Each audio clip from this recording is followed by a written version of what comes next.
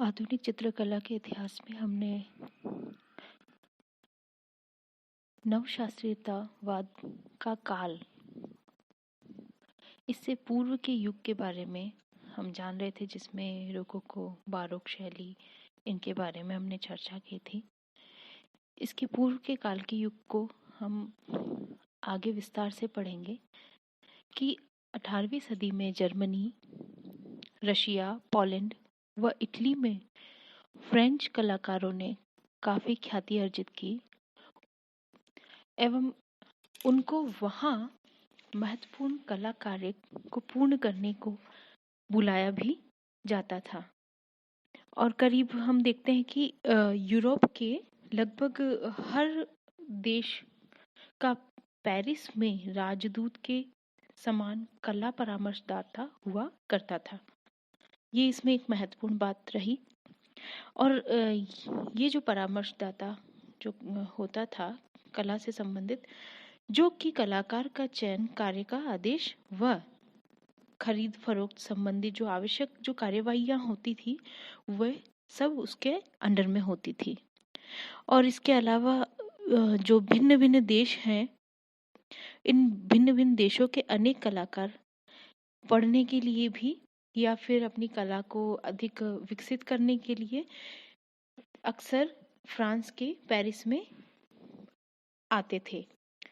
French कला को ये श्रेष्ठता प्राप्त होने के हम बहुत सारे कारण देखते हैं, जिसमें हम सर्वप्रथम एक पहला कारण तो ये है कि कला प्रेमी राजा लुई 14 एवं अद्वितीय स्मारक वर्साय के कलात्मक महल की ख्याति इसका प्रमुख कारण था। दूसरा कारण यह था कि जो बुर्बोन राज परिवार के नेपल्स, पार्मा व स्पेन से रिश्तेदारी के संबंध रहे थे। तीसरा कारण था कि फ्रेंच कलाकार समकालीन युग चेतना को प्रभावी ढंग से दृश्य रूप में अभिव्यक्त करने में सफल हो चुके थे। एक बात यह है कि 18वीं सदी के जो उत्तरार्ध में फ्रेंच राज शासन पद्धति में बहुत उथल पुथल हो गई थी। सर्वसाधारण जो जनता थी उनमें जागृति पैदा होने लगी और ऐसी बदलती परिस्थितियों में कला में भी परिवर्तन होना वाजिब था। अतः समस्त यूरोप के लिए 18वीं सदी सुख और समृद्धि पूर्व सदी मानी गई, क्योंकि उस काल में जो भी युद्ध हुए उसने सामान्य जनजीवन पर विशेष परिणाम नहीं डाला था। विगत 16वीं 17वीं शताब्दी के जो कठोर संबंध थे उनकी जगह सामाजिक व्यवहार अब नवशास्त्रीयतावाद में अधिक मधुर हो गया एवं भद्रतापूर्ण व्यवहार भी वहाँ पे होने लगा। कलाकार सर्वजन तक अब पहुँचने लग गए थे और पूर्व निर्धारित उच्च कुल जैसी दंभ औपचारिकता का जो दिखावा था समाप्त होकर सामाजिक संबंधों में मित्रता की भावना का अनुभव किया जाने लगा।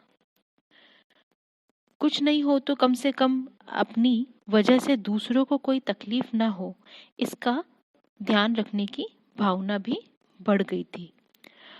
व्यक्तिगत एकांत जीवन की अपेक्षा सामाजिक जीवन के हर्षोल्लास में सम्मिलित होकर उसका आस्वादन लेने में रुचि और बढ़ गई। वह भविष्य के रोमांसवादी एकांत प्रिय का प्रचलन का उद्भव दूर हुआ। फिर भी 18वीं सदी के मध्य में अधिक संवेदनशील व्यक्ति इस नाटकीय सामाजिकता से ऊब कर देहाती प्रशांत जीवन के संबंध में सोचने लगे एवं उनको पसंद भी करने लगे।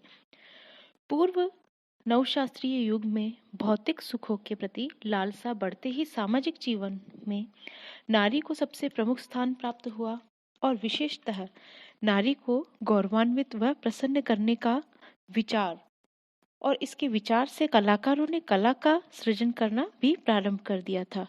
इसके अलावा नाट्य कला ने भी चित्रकला को बहुत प्रभावित किया। 18वीं सदी के उत्तरार्ध में फ्रेंच राज शासन पद्धति में बहुत उथल पुथल हुई थी और सर्वसाधारण जनता में जागृति पैदा हुई। बदलते हुए वातावरण के साथ कला में भी परिवर्तन होते गए। लुई 15 के शासनकाल में कला और साज सज्जा में सबसे बड़ी बात है कि ग्रीक मूर्तियों का बड़ा महत्व होने लगा। फ्रेंच प्रतिष्ठित समाज में ग्रीक मूर्तियों के प्रति अभिरुचि बढ़ने का कार्य राजा लुई की प्रेसी मदाम पोम्पाडूर के वास्तुकार भाई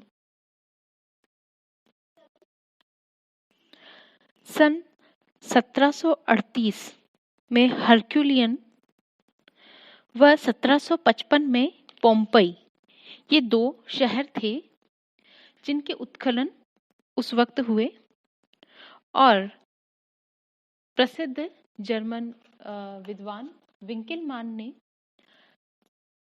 ग्रीक मूर्तिकला की प्रशंसा में इनसे प्रभावित होकर कई लेख लिखे। विंकेलमान ने चित्रकला के इतिहास पर लेख भी प्रकाशित किए।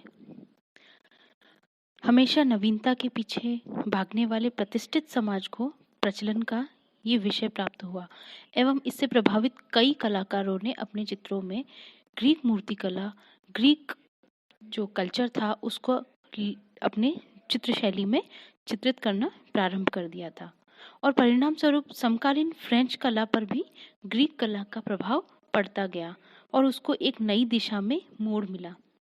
चित्रकला में ग्रीक कला को आदर्श रूप में सम्मुख रखकर नई चित्रकला शैली को जन्म देने का कार्य प्रसिद्ध फ्रेंच कलाकार जाक दाविद ने किया। यह शैली नव शास्त्रीयतावाद या नियो क्लासिसिज्म के नाम से भी प्रसिद्ध हुई। नव शास्त्रीयतावाद ने आदर्श मानव शरीर सौंदर्य की ग्रीक कल्पना को पुनर्जीवित किया और इस शैली के अधिकतर चित्रों के विषय ग्रीक पुराणों या रोमन कथाओं से संबंधित थे और उस कला की पृष्ठभूमि पर अंकित किए गए थे।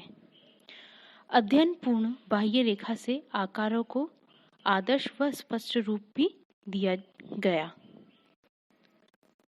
इसके पश्चात यूक्लिड की थ्योरी एवं आदर्श मानव संरचना ऐसे जो ग्रीक कला के